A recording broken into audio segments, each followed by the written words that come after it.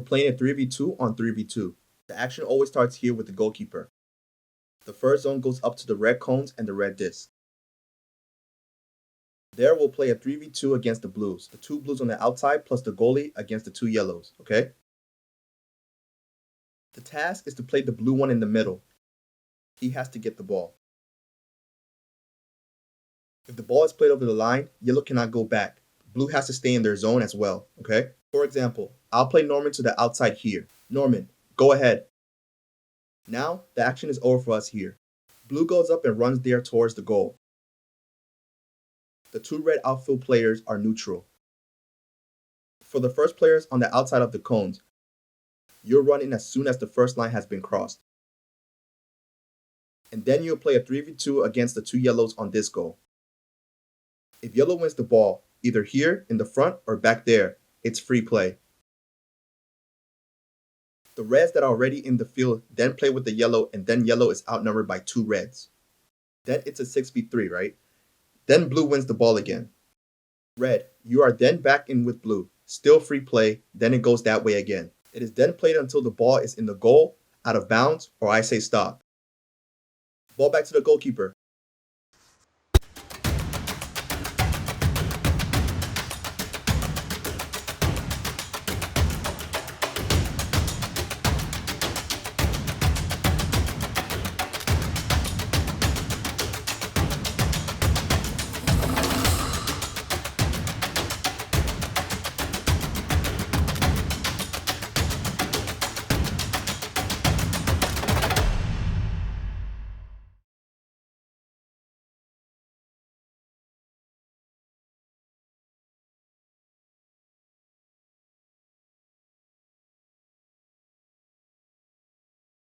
Goalkeeper here has the ball and plays to me.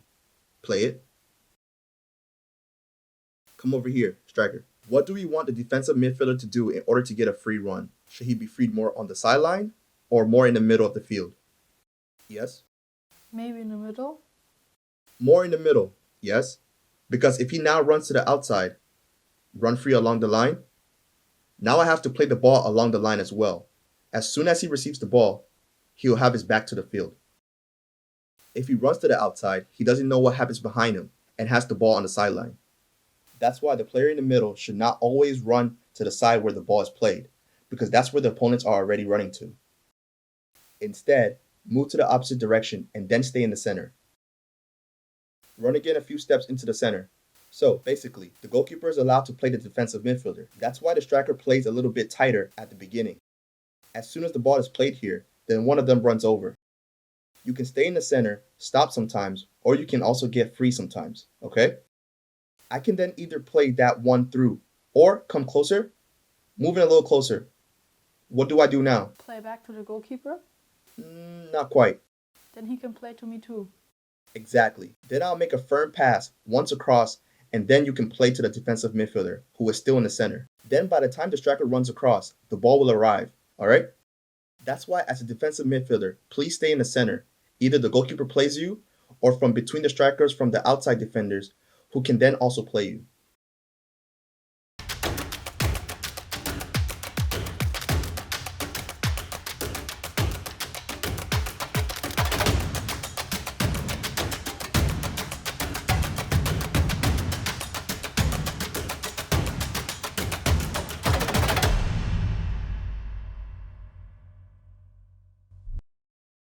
What position do I have here as a defender, as one of the three in the first zone of the blue?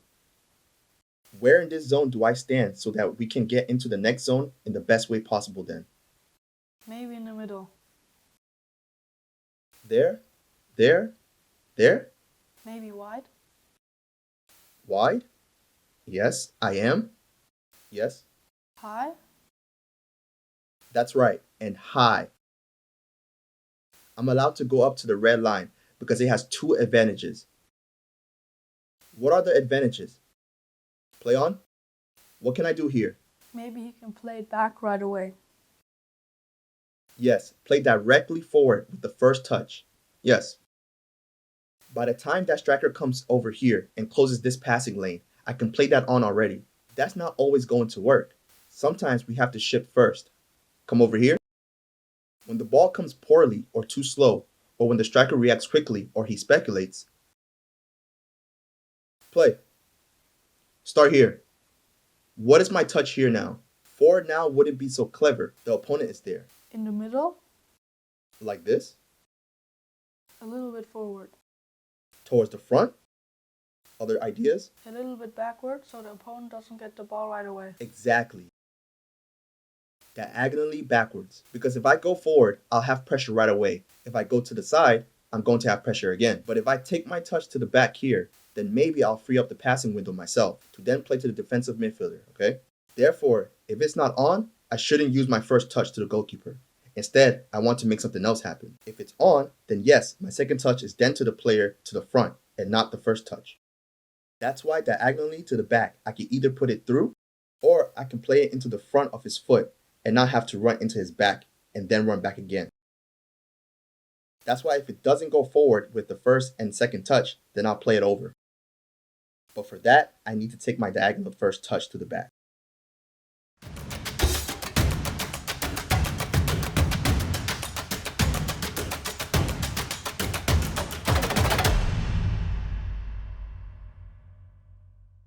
Stop, don't click off just yet. Stay tuned for a moment. Because you and your club can use our practice videos to plan your training. Whether you're a seasoned veteran or a first-time coach, get access to over 200 exercises of the best drills and games that fit your training and the needs of your players. The videos feature exercises from pro clubs such as PSV Eindhoven, VfB Stuttgart, and VfL Wolfsburg, ensuring that coaches have access to the latest and most effective training methods. The ready-to-use, child-centered, age-appropriate, fun training session and weekly plans allow coaches to plan better training in less time. Go to www.play.advance.football. Link will be in the description. Why play advanced football? Well, we really want to help youth soccer at any and every level. We want to get closer to our vision. Better soccer training for every child. If you found this video helpful, please like this video and leave a comment. This way you help us with just a few clicks, and more coaches and clubs will be made aware of our platform. Thank you. Also, don't forget to subscribe to our channel down here.